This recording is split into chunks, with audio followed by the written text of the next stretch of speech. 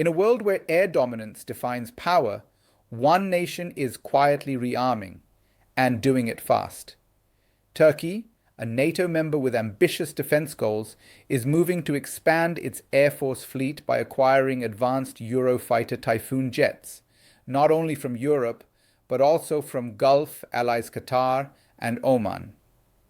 Behind this urgent push lies a deeper story about strategy, politics, and Turkey's quest for independence in the skies.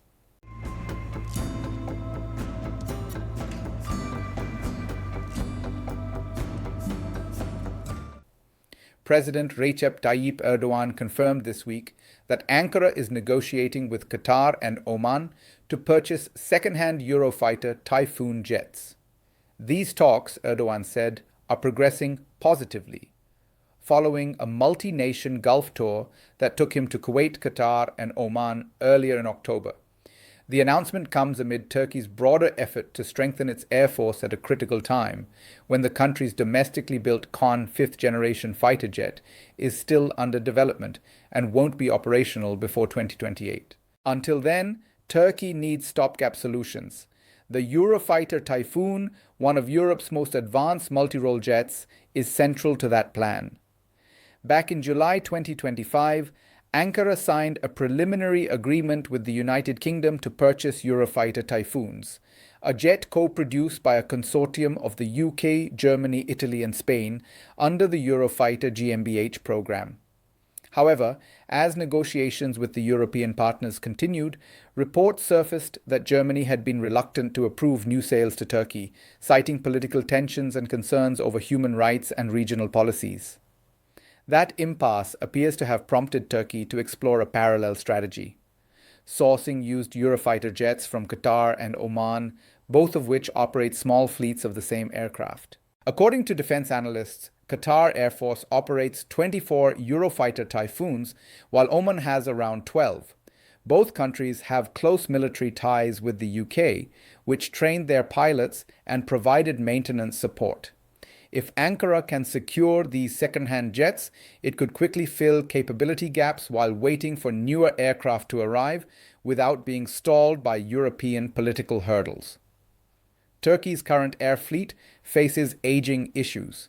The Turkish Air Force relies heavily on F-16 Fighting Falcons, many of which are over 30 years old.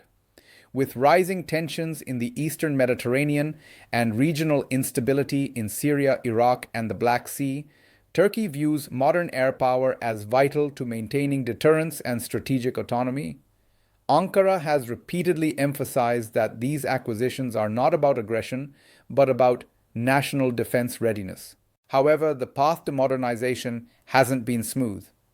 Turkey was expelled from the US-led F-35 Joint Strike Fighter program in 2019 after it purchased Russian-made S-400 missile defense systems.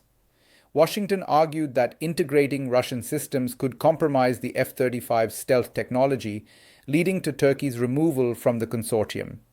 Since then, Ankara has struggled to replace the lost F-35s and has had to rely on domestic innovation and alternative international deals to maintain its air superiority.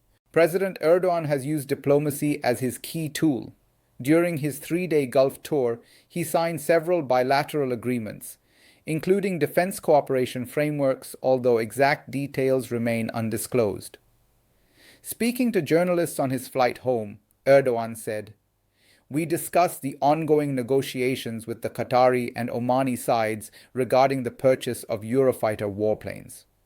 The talks are progressing positively, and we are optimistic about the outcome."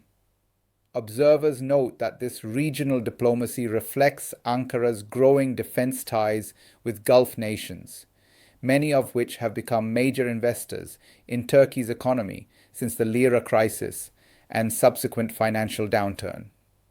Turkey's domestic KAAN fighter jet project, led by Turkish Aerospace Industries, represents Ankara's long-term vision of self-sufficiency in defense. The KAAN, formerly known as TFX, aims to rival America's F-35 and Russia's Su-57, featuring stealth technology, advanced avionics, and AI-assisted combat systems, but such programs take time. The first prototype rolled out in March 2024, and test flights are ongoing. The aircraft is expected to enter limited production by 2028 or 2029, provided all systems pass NATO certification standards. Until then, Turkey plans to assemble a transitional fleet of around 120 modern fighters, including 40 Eurofighter Typhoons from the UK and Gulf deals, 40 upgraded US-made F-16s, and 40 F-35s should Ankara be readmitted to the program. This strategy, analysts say, would allow Turkey to maintain a competitive edge and train pilots on modern multi-role platforms ahead of KAAN's deployment.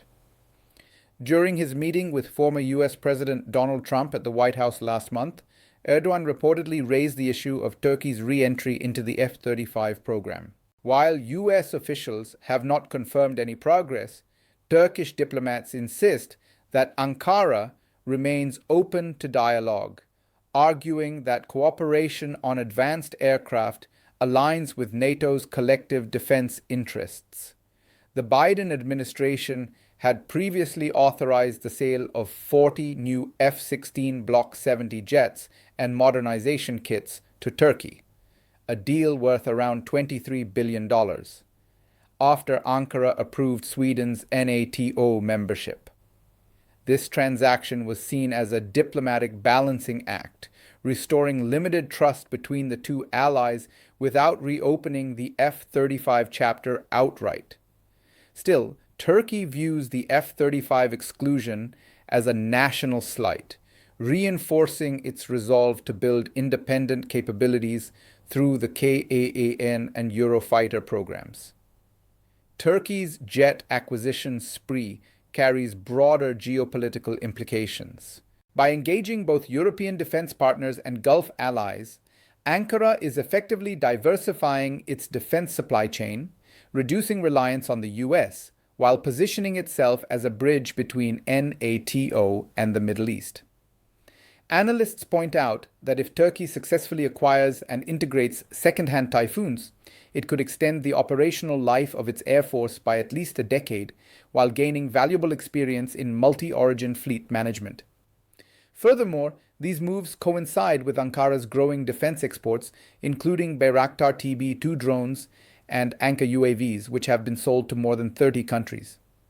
The combination of imported and domestic technology could allow Turkey to achieve partial airpower independence by the early 2030s. Still, challenges remain economic constraints, political opposition in Europe, and the complexities of maintaining multi-nation platforms could slow progress. But if successful, Turkey's mixed fleet of Eurofighters, F-16s, and eventually KAANs could represent one of the most flexible and regionally dominant air forces in the Eastern Mediterranean. From Western consortia to Gulf partnerships and domestic innovation, Turkey's aerial ambitions are soaring higher than ever, and the coming years will reveal whether this strategy truly gives Ankara the wings it seeks.